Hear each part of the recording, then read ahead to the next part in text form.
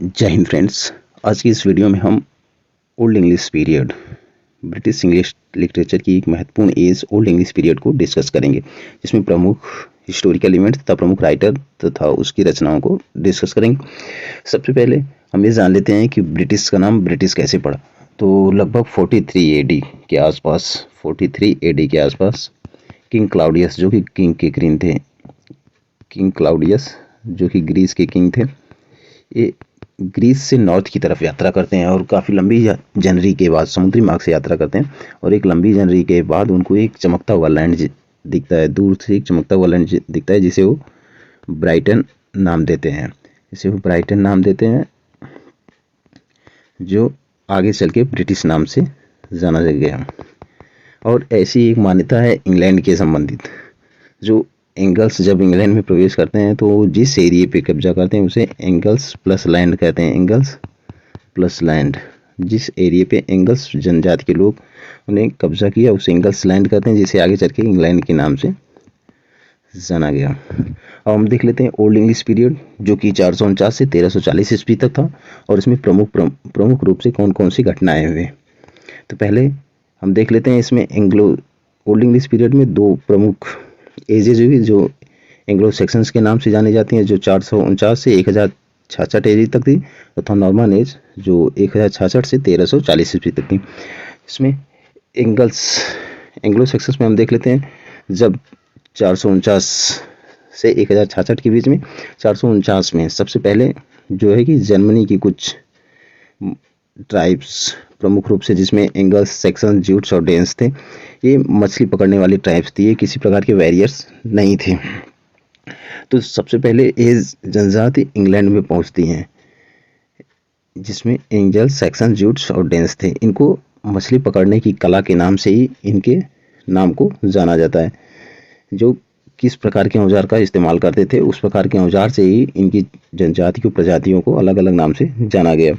जिन हिस्से पे एंगल्स ने कब्जा किया या रहने लगे, वहाँ पे अपनी कॉलोनी बसाए, उन्हें इंग्लैंड के नाम से जानते हैं। प्रमुख रूप से एंगल्स और सेक्शंस जिसमें प्रमुख रूप से थी। एंगल्स जिस हिस्से पे कब्जा किया उसे इंग्लैंड मॉडर्न टाइम में, एंड जो सेक्शंस ने कब्जा किया उसे स्कॉटलैंड के नाम से जाना जाता है। जब जर्मनी के पास के लैंड की ये ट्राइब्स जब वहाँ पे आती हैं, तो वहाँ पे कोई पर्टिकुलर लैंग्वेज नहीं होती हैं। जितनी प्रकार की जनजातियाँ, जितनी प्रकार की जातियाँ थी या कस्बे बने थे, उतनी प्रकार की भाषाएं भी वहाँ पे बोली जाती थी, जिसमें प्रमुख रूप से आइसलैंडिक्स, Norwegians, north फ्रेशियंस, northern ब्रियम, कैंटिस, east Midland, ये प्रमुख रूप से जो है वहाँ पे भाषाएं यूज़ की जाती थी। इसमें अगर रचना में देखें तो सबसे पुरानी रचना में जो हमको मिलती है ड्योर nearly 5 century long narrative poems थी। यह एक लॉन्ग नरेटिव पोएम्स थी ड्योर्स। फिर उसके बाद दूसरी जो अभी तक की सबसे प्रमुख रचनाओं में मिलती है वो बेवुल्फ है, जो 9th to 10th सेंचुरी के आसपास लिखी गई। It is a first epic poems which contains 3182 lines, 3182 lines में लिखी गई हैं, but it is incomplete and unknown writers. Beowulf, it is most important.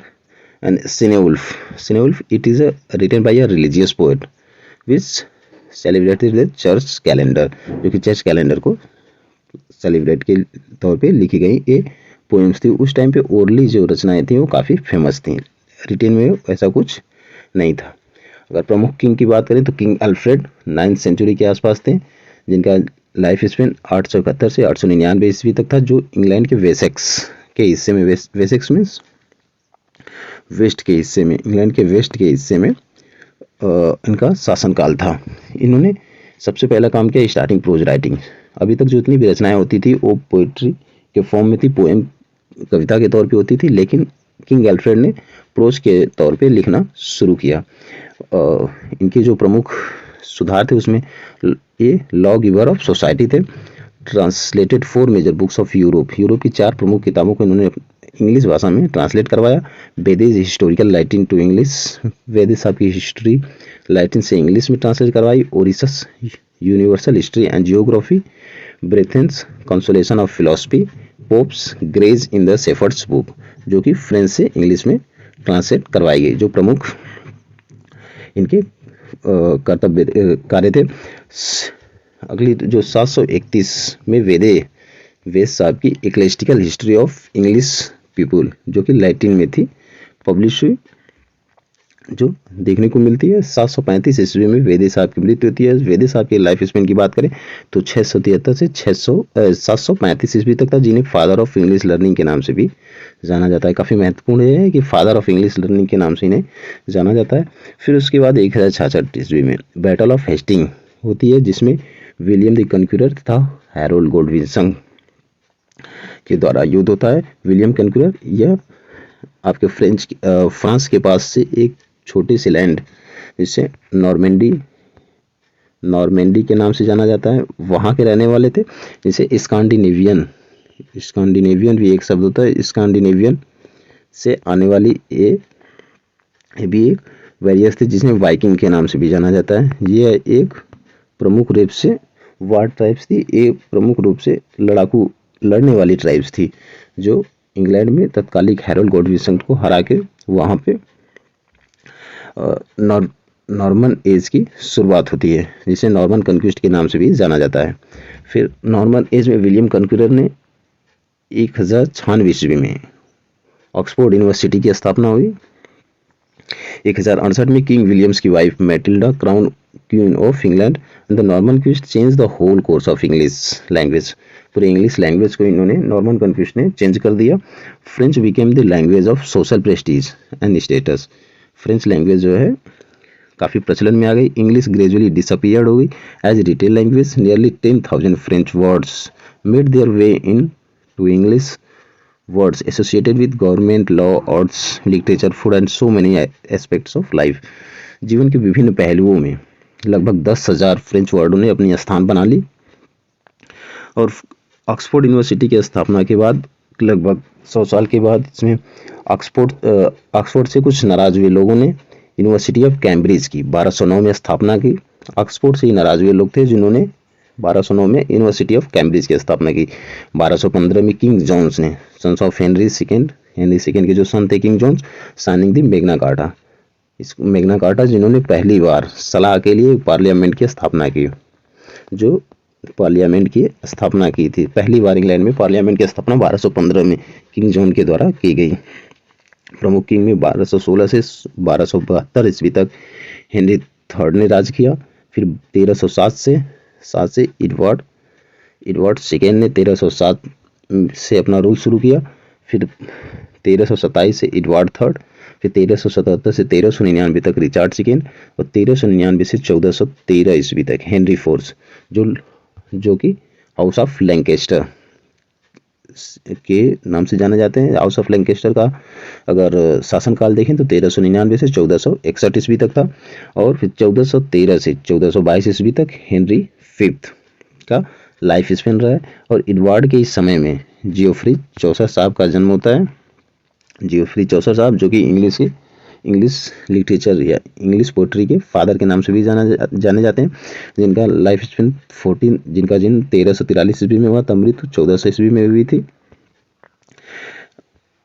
और 1422 से 1461 ईस्वी तक हेनरी सिक्स का लाइफ स्पेन रहा है।